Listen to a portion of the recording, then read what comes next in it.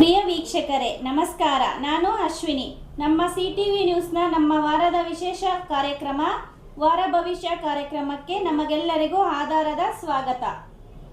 ಈ ವಾರ ನಮ್ಮ ಜೀವನದಲ್ಲಿ ಯಾವ ರಾಶಿಗೆ ಶುಭ, ಯಾವ ರಾಶಿಗೆ ಎಚ್ಚರಿಕೆ ಅಗತ್ಯ, ಉದ್ಯೋಗ, ವ್ಯಾಪಾರ, ಆರೋಗ್ಯ, ಶಿಕ್ಷಣ, ಕುಟುಂಬ ಎಲ್ಲದರ ಬಗ್ಗೆ ತಿಳಿಸಿಕೊಡಲು ನಮ್ಮ ಜೊತೆ ಇದ್ದಾರೆ ವೇದ ಬ್ರಹ್ಮರ್ಷಿ ಲಕ್ಷ್ಮೀನಾರಾಯಣ್ ಚಾರ್ ರವರು. ಸ್ವಾಮಿ, ನಿಮಗೆ ನಮ್ಮ ಸಿಟಿವಿ ನ್ಯೂಸ್ನಿಂದ ರಾಶಿ ಭವಿಷ್ಯ ಕಾರ್ಯಕ್ರಮಕ್ಕೆ ಆಧಾರದ ಸ್ವಾಗತ. ಜೈ ಶ್ರೀರಾಮ್. ಎಲ್ರಿಗೂ ಕೂಡ ಸಿಟಿವಿಯ ಶುಭಾಶಯಗಳು. ಹಾಗೂ ಈ ವೈಶಾಖ ಮಾಸದ ವಿಶೇಷ ಭವಿಷ್ಯವನ್ನು ತಿಳಿಸಿಕೊಡುತ್ತೇವೆ. ಗುರೂಜಿ, ಮೊದಲಿಗೆ ಈ ವಾರದ ಗ್ರಹಗತಿಯ ಒಟ್ಟಾರೆ ಪರಿಣಾಮ ಹೇಗಿರಲಿದೆ? ಈ ವಾರದಲ್ಲಿ ನಮಗೆ ಈ ತಿಂಗಳೆಲ್ಲ ವೈಶಾಖ ಮಾಸ ಇವತ್ತಿನಿಂದ ಪ್ರಾರಂಭ.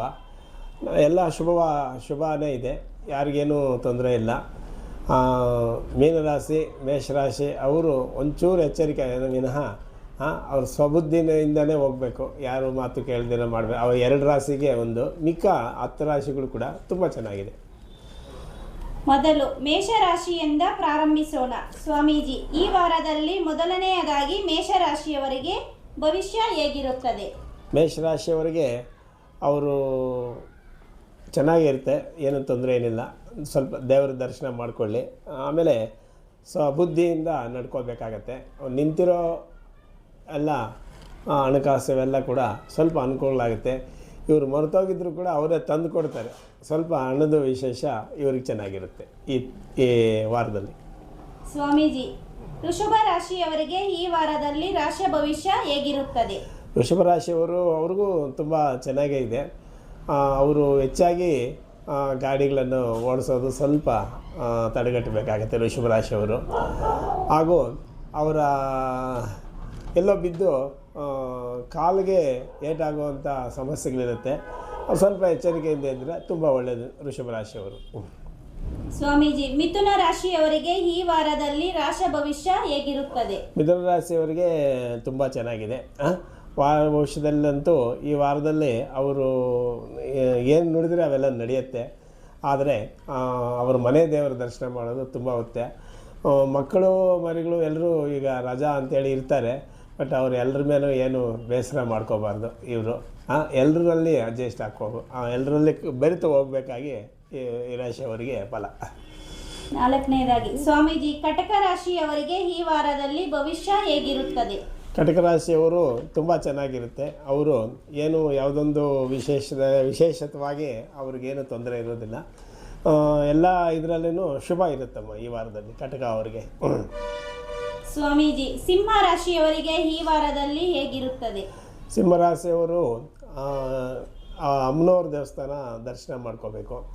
ಆಮೇಲೆ ತಂದೆ ತಾಯಿಯವರು ಇದ್ದರೆ ಅವ್ರಿಗೆ ಒಂದು ಸ್ವಲ್ಪ ಸೇವೆ ಮಾಡಬೇಕು. ಅನಂತರ ಅವರು ಉಳುಮೆ ಉಳಿಸೋವಂಥದ್ದೆಲ್ಲ ಈ ವಾರದಲ್ಲಿ ಉಳಿಸ್ಕೊಂಡ್ರೆ ಅವ್ರಿಗೆ ಈ ವರ್ಷವೆಲ್ಲನೂ ಸಿಗುತ್ತೆ, ಅವ್ರಿಗೆ ಶುಭವಾಗಿರುತ್ತೆ. ಸ್ವಾಮೀಜಿ, ಕನ್ಯಾ ರಾಶಿಯವರಿಗೆ ಈ ವಾರದಲ್ಲಿ ರಾಶಿ ಭವಿಷ್ಯ ಹೇಗಿರುತ್ತದೆ? ಕನ್ಯಾ ರಾಶಿಯವರಿಗೆ ತುಂಬ ಚೆನ್ನಾಗೇ ಇದೆ. ಅವರು ಎಚ್ಚರಿಕೆಗಳು ಏನೂ ಬೇಕಾಗಿಲ್ಲ. ಆದರೆ ಅವರು ಅವರು ಮಾತಲ್ಲೇ ನಿಂತಿರ್ತಾರೆ. ಅದನ್ನು ಬಿಟ್ಟು ಹೊರಗೆ ಬಂದರೆ ತುಂಬ ಒಳ್ಳೆಯದು ಈ ವಾರದ ಭವಿಷ್ಯ. ಸ್ವಾಮೀಜಿ, ತುಲಾ ರಾಶಿಯವರಿಗೆ ಈ ವಾರದಲ್ಲಿ ರಾಶಿ ಭವಿಷ್ಯ ಹೇಗಿರುತ್ತದೆ? ತುಲಾ ರಾಶಿಯವರು ತುಂಬ ಚೆನ್ನಾಗಿದೆಯಮ್ಮ, ಏನು ಆ ಥರ ಅಡಚಣೆಗಳೇನಿಲ್ಲ. ರಾಶಿಯವರು ಅವರು ಏನಾದರೂ ತೀರ್ಥಯಾತ್ರೆ ಮಾಡ್ಬೋದು, ಯಾವುದಾದ್ರೂ ದೇವರ ದರ್ಶನ ಮಾಡಿಕೊಂಡ್ರೆ ಅವ್ರಿಗೆ ಈ ವಾರದಲ್ಲಿ ಏನು ತೊಂದರೆಗಳಿಲ್ಲ, ಚೆನ್ನಾಗೇ ಇರುತ್ತೆ.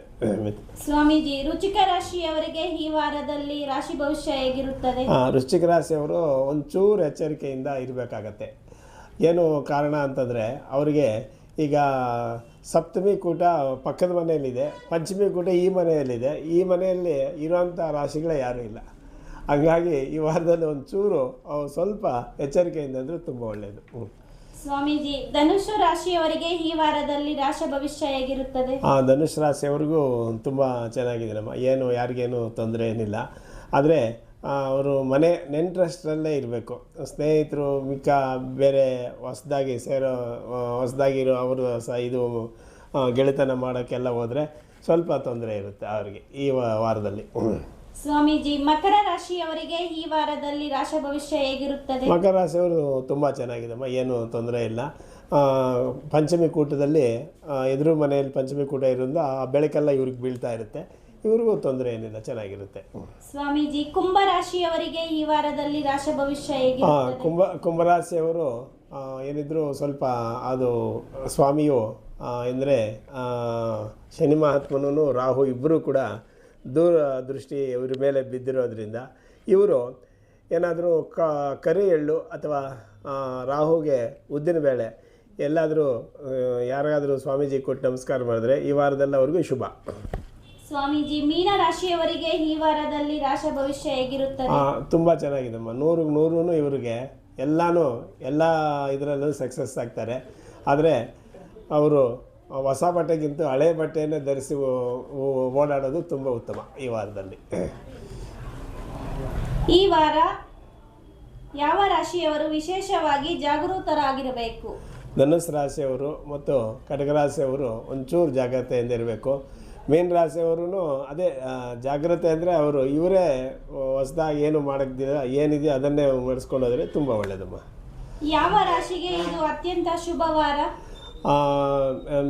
ಮೇಷರಾಶಿಯವರಿಗೆ, ಮಿಥುನ ರಾಶಿಯವರಿಗೆ, ಇವರು 2 ರಾಶಿಯವರಿಗೆ ತುಂಬ ಚೆನ್ನಾಗಿರ್ತಮ್ಮ. ಸ್ವಾಮೀಜಿ, 12 ರಾಶಿಯವರೆಗೂ ಬಹಳ ಉಪಯುಕ್ತ ಮಾಹಿತಿಯನ್ನು ನೀಡಿದ್ದಕ್ಕಾಗಿ ನಿಮಗೆ ನಮ್ಮ CTV ನ್ಯೂಸ್ಗೆ ಹಾಗೂ ವೀಕ್ಷಕರ ಪರವಾಗಿ ಧನ್ಯವಾದಗಳು. ನಮಸ್ತೆ.